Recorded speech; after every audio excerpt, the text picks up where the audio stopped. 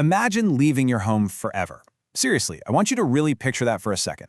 You pack up, you lock your door, and you know, with absolute certainty, that you're never coming back. You literally have no guarantee you'll even survive the trip, but you set out anyway. Welcome to our explainer on the Oregon Trail, where we're going to unpack one of the most dangerous, defining, and truly unbelievable journeys in American history.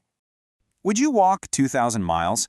For thousands of American families back in the 1800s, this absolutely wasn't some adventure vacation or a weekend hiking challenge. It was real, raw survival.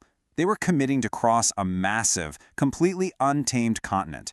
Just think about the sheer physical endurance it took to place yourself in those pioneers' worn-out shoes.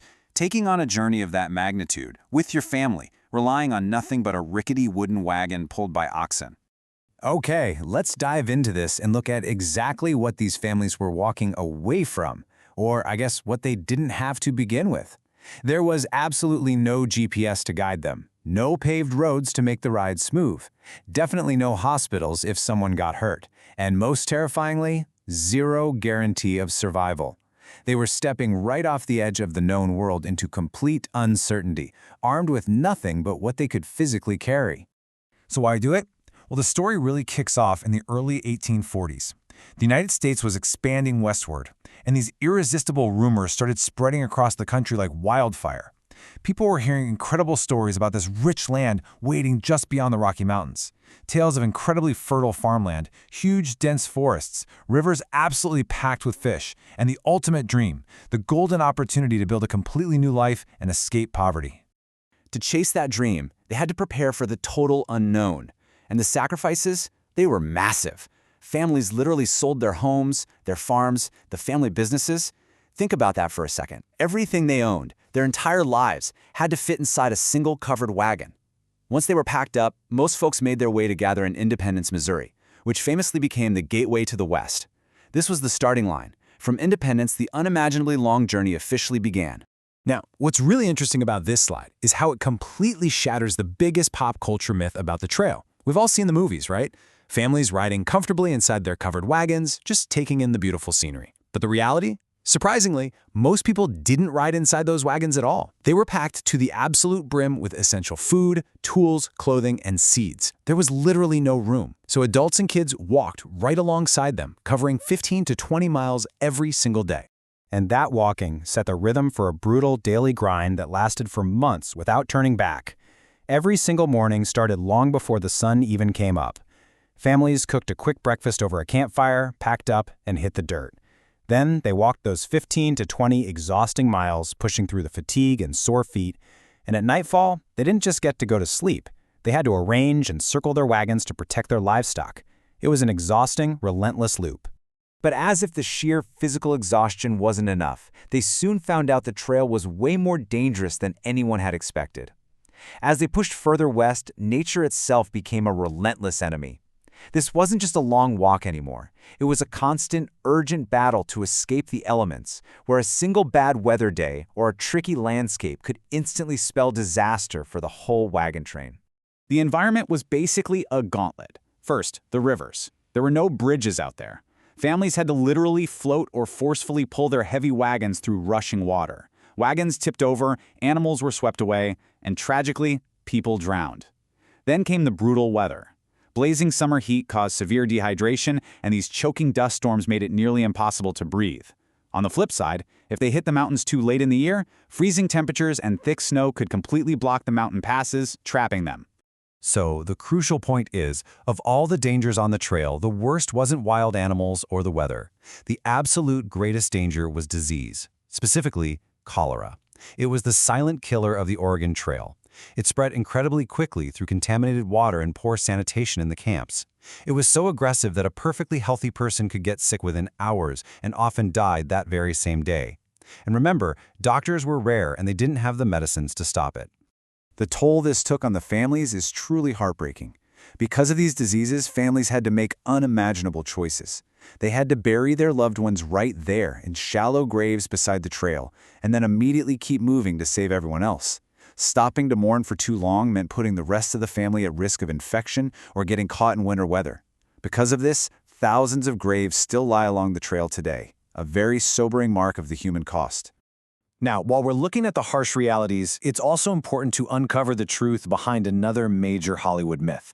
A lot of people imagine the Oregon Trail as just a series of constant battles between settlers and Native American tribes. But the historical reality was far more complicated and, honestly, often very cooperative.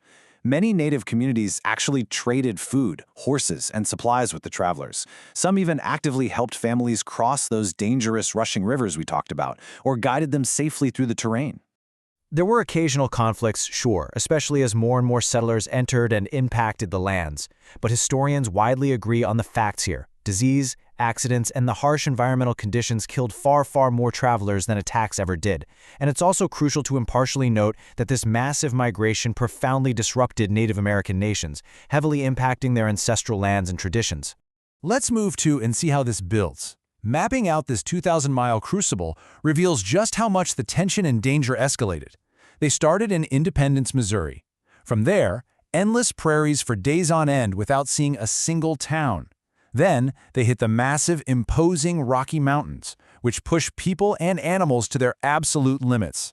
If they survived that, they had to cross scorching, dry deserts before finally reaching the Willamette Valley in Oregon. By the time they reached those deserts and mountains, the travelers were at a total breaking point of pure exhaustion. You can almost feel the fatigue in their bones. Food supplies, packed all those months ago, were running dangerously low. The oxen, the engine of their whole journey, were incredibly weak. And the travelers themselves? After walking over 1,000 miles, their shoes completely wore out. People were literally walking barefoot across some of the harshest terrain in North America.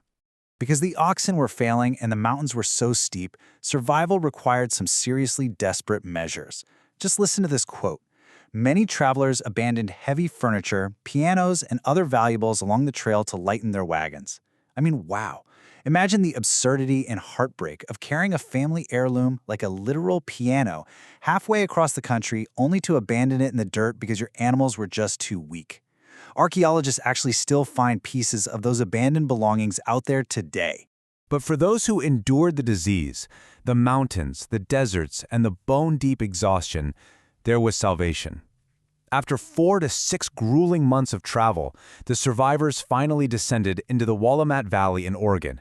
Imagine the immense, exhausted relief of finally seeing green forests, rushing rivers, and fertile farmland. After months of choking dust and hardship, it must have looked like absolute paradise to them. They had finally made it. But arriving was really just the beginning of their new lives. They didn't have homes waiting for them, so they immediately got to work building a new future from scratch.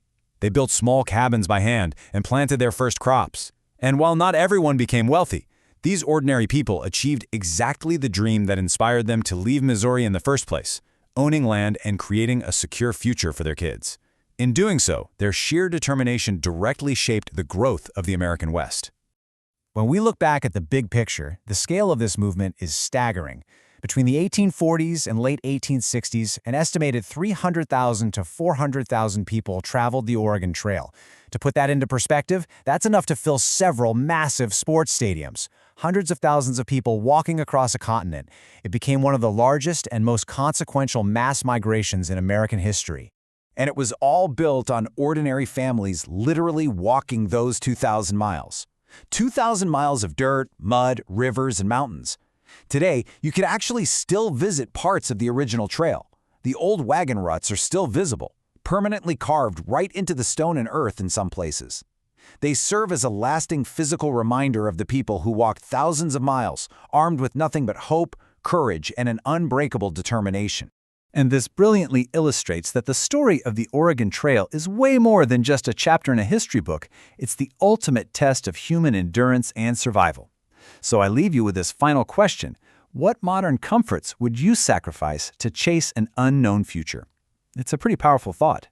If you enjoyed this explainer on American history, please make sure to subscribe to the channel and drop a comment letting us know which incredible piece of history you'd like us to unpack and explain next.